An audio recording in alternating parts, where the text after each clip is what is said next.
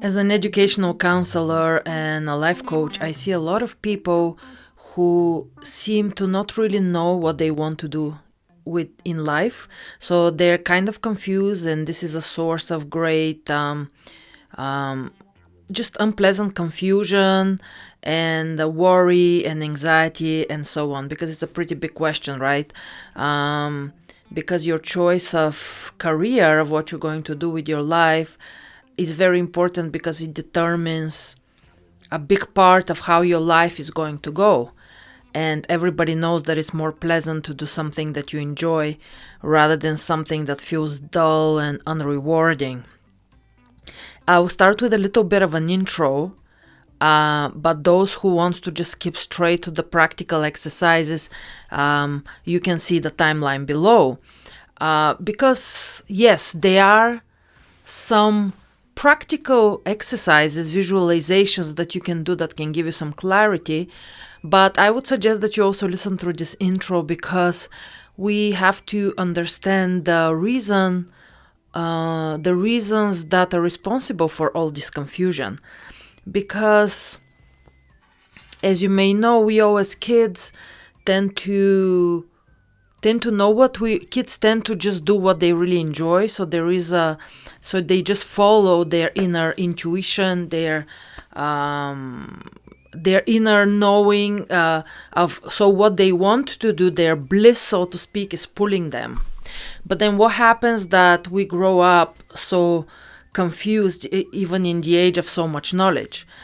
So I speak here to two types of people. The first one are students, maybe starting college or mid through college, that are taking different classes, that want to take this and that, and are not really sure what exactly they're doing. And the other type of people are probably young professionals who have gotten caught in a rut, so to speak, and they're not satisfied with their profession, or maybe they're not even that young. It doesn't matter. It's not a bad thing. The very thought that a realization that you're not enjoying what you're doing is already a big step ahead. So, what is really happening? What's happening is that we hear a lot of voices inside of our head to the point where we lose our authentic voice. So there's the voices of societies that say what kind of professions are more reputable, they're bringing more money. And I have found this particularly among people in Asia, Russian people. Oh, these are just the students and the clients that I work with. Doesn't mean that doesn't happen all over the place, but particularly in some countries, such as in Asian countries, there is a big emphasis on the profession being reputable and bringing a lot of money. So what are these professions? Usually doctors, software engineer, and so on. When I was a student at Stanford University, and by the way, I got a scholarship for Stanford, so I did it on myself just to throw it in there. It wasn't like my parents paid for my education by any means. I'm completely self-reliant.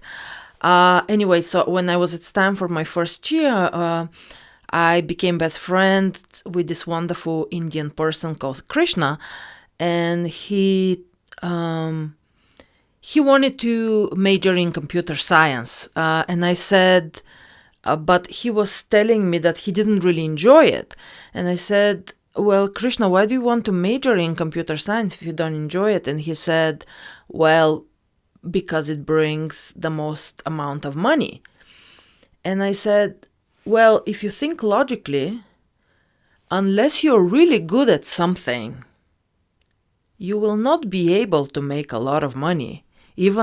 Or maybe you could for a short amount of time, but you will get burnt out. Like, you have to be really good at something. How do you get really good at something? When you really enjoy that thing, when that thing excites you, right? That's when you will have the strength and you will have the desire to become better at it. Otherwise, it will just drain you.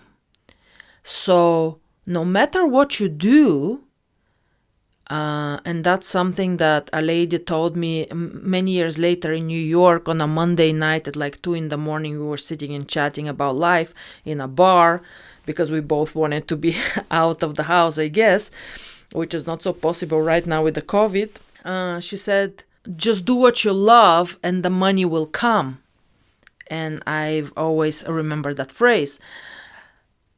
Because no matter what it is that you're doing, if you're excellent at it, if you're really, really good at it, you can find ways to monetize it, to make money from it. And the opposite, you can be doing a popular profession, but if you're not good at it, how are you going to compete with all these like really talented software engineers who love doing this, like, who cannot imagine themselves doing anything else? My brother is one example. He's not just a software engineer, he's overseeing different companies, but the point is that since age 10, that's his passion. That's all he wants to do. So if that's not your passion, how are you going to compete with people like that? In a nutshell, society puts in you some ideas, and secondly, you may have pressure from family, of course, which also contributes to the inner confusion, and that's a very tragic thing if somehow your family doesn't allow you to just follow your passions, right? So that's one of the situations, whether through family or through your own desire to follow what the society says is good. Let's say you got yourself into a degree or into a profession that doesn't really fulfill you, that doesn't really make you passionate. Or the other option is that you have a lot of different interests and you have never really thought about that, what you want to do. But for both of these cases, we have some amazing practical exercises that I have tried with many of my students, and they have really been incredibly useful. Exercise number 1.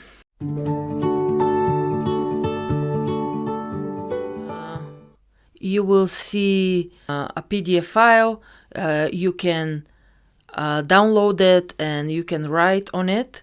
And also you can write your answers in the comments so that, you can share it with me and with other people who are on the same journey as you, so that we can all help each other and share each other's stories and inspire each other. So exercise number 1. Imagine that right now you have absolutely no limitations. Time and money are not issue. You have all the time in the world and all the money in the world.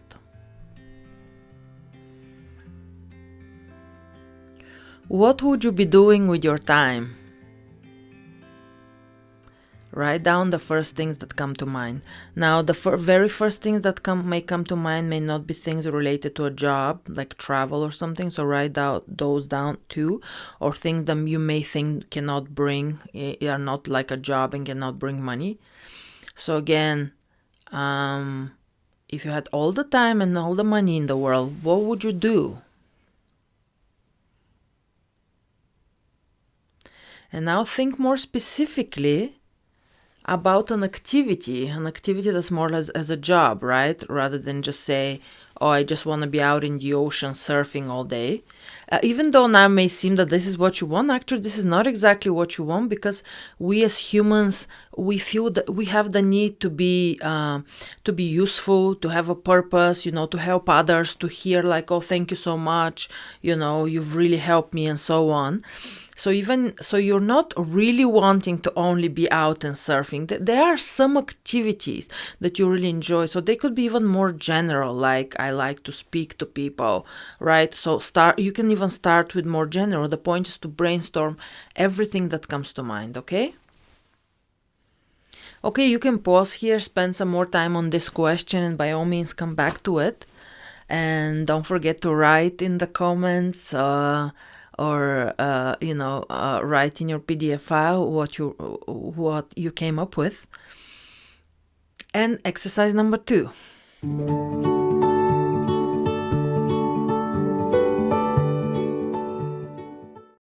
It it is another question. If you are not getting paid to do your job, to do a certain activity, so you're not getting paid at all, and on top of that, you are paying from your own pocket, you are paying just for the privilege of being able to do that thing. What is that activity? That you are completely happy not only not getting paid to do it, but you are actually even willing to pay just so that you are able to do it.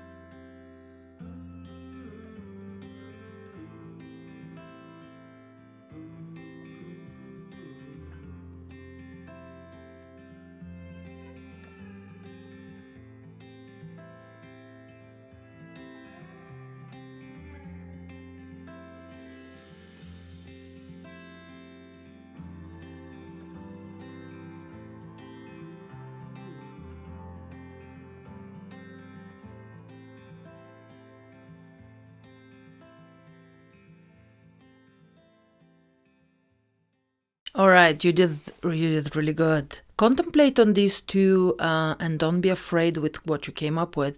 Sometimes the truth can be terrifying. Sometimes we are afraid to face the truth. We are afraid to look really deep within. We are afraid to listen to the answer because the answer may seem so far from anything that we can imagine possible for us. For example, there's someone who may secretly, let's say a boy who may secretly want to be a dancer, but is in a family where he is expected, I don't know, to be a business owner, to take over the business from their father. And being a dancer seems like completely an outrageous thing. So this person may be afraid to admit to themselves what they really want. But in fact, when you think about it, sometimes we say, oh, why did this happen to me? Why is my situation has to be so difficult? But the real thing is that actually it is a good thing to deal with limitations because they make you stronger by virtue of pushing you to be proactive, pushing you to want to expand yourself and to go over your limitations. And ultimately, this is what we all want. We want to expand ourselves as much as possible and become, so to speak, limitless. And doing what we love, doing what is in alignment with our talents, with our passions, with our desires, is a big part of that, right? Because we live in a world of action where a lot is what we do. Congratulations and thank you so much for participating in these exercises. If you found them useful, please comment, share your story, like, subscribe, and definitely make sure to check out part 2 of this video where we will do some more great exercises. I wish you a very nice day. Get you right. Should look good in the moonlight. This music is so